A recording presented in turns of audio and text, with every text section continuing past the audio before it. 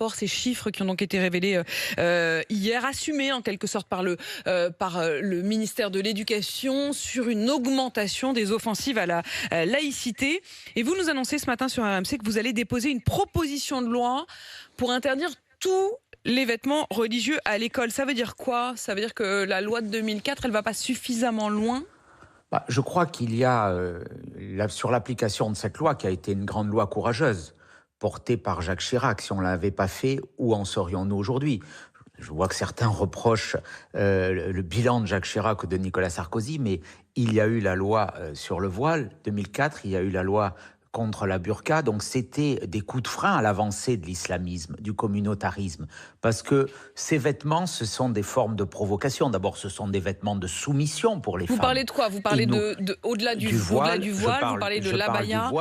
Je parle de l'abaya, de ces vêtements qui se multiplient aujourd'hui et qui sont autant mais qui sont difficiles pour tester la République à caractériser. C'est-à-dire que Éric Ciotti, ce que disent les proviseurs notamment, et on entendait le témoignage de certains au micro d'Alfred Orange hier dans une enquête qu'il avait menée pour RMC, il disait en fait on est un peu démunis sur la manière dont on peut caractériser ce qui aurait été une jupe très longue, une robe particulièrement ample. Quand vous dites qu'il faut interdire les vêtements religieux, c'est là qu'on doit avoir la différence avec la loi qui ne portait que sur les signes religieux.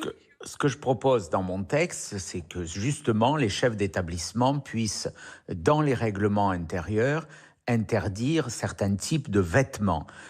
Et puis de façon générale, je crois qu'il faudra qu'on remette ce débat sur la table aussi. Personnellement, je suis favorable à ce qu'il y ait une tenue unique dans l'école de la République, qui est une forme d'uniforme où tous les élèves, et ça serait vertueux aussi pour plein de valeurs, notamment le fait qu'il n'y a pas de différence de classe, de différence sociale, portent le même vêtement. Je crois que ça le retour de l'uniforme à l'école, l'adhésion à une valeur républicaine. Mais on ne peut pas laisser prospérer aujourd'hui cet islamisme à bas bruit qui vise à menacer notre société. Vous savez, on commémore aujourd'hui l'attentat terroriste contre Samuel Paty. Je me rendrai tout à l'heure dans les Alpes-Maritimes, à Cap-d'Aille, dans l'école Samuel Paty. Ce fut, grâce au maire de Cap-d'Aille, Xavier Bec, la première école de France. Et il y en a très peu aujourd'hui. Et c'est quelque part un manque de courage. On a eu un enseignant qui a été décapité. Qu'a-t-on fait depuis? Qu'a-t-on fait pour poser des obstacles, des garde-fous contre cette avancée de l'islamisme? Il faut réagir et avec beaucoup plus de force. L'éducation nationale, ça a été le règne du pas de vague.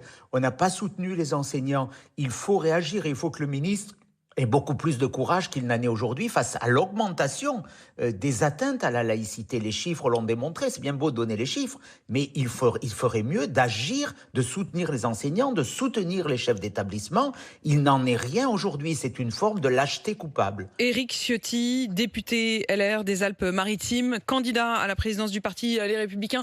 Merci d'avoir été mon invité ce matin. Je rappelle que vous appelez donc et vous allez déposer une proposition de loi pour interdire non pas seulement les signes religieux à l'école, mais les vêtements, et vous allez jusqu'à encourager au retour de l'uniforme, de la tenue unique.